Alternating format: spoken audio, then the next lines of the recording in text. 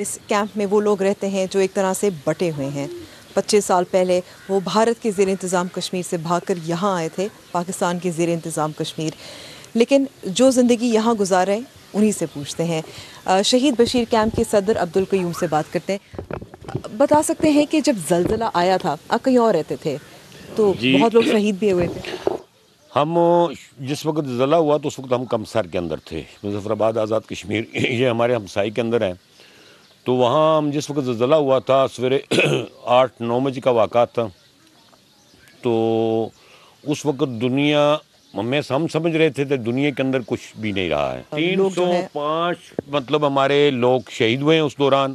ہم وہاں 3 کیمپوں کے اندر مشتمل تھے، 300-400 فیملی تھی وہاں اس وقت وہاں موجود۔ تو اب جو چیلا کے اندر ہم اس کے بعد ہم چیلا کے اندر آئے، چیلا کے اندر اس وقت 800 کچھ فیملی یہاں رہ رہی ہے، جس کے 10 کیمپ ہیں۔ اس وقت جب آپ آئے تھے تو سفر کے بارے میں تھوڑا سا مختصر بتا سکتے ہیں؟ میں بتا سکتا ہوں، ہم جس وقت اس وقت آئے تھے ہم رات کے دور میں آئے تھے۔ ہماری خواتین راستے سے واپس بھی کچھ گئی ہیں، ہمارے بچے کچھ رات کو رہ گئے تھے راستوں میں۔ وہ لوگ اس وقت یہاں موجود ہیں ان میں سے، ٹھیک ہے۔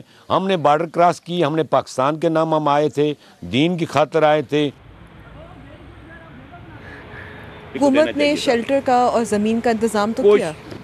یہاں کچھ چند جگہ کیا ہے، تو ہمیں رات کو ایک وہ بتا رہے ہیں ٹھوٹا، سویرے دوسری جگہ بتا رہے ہیں، تیسری جگہ بتا رہے ہیں۔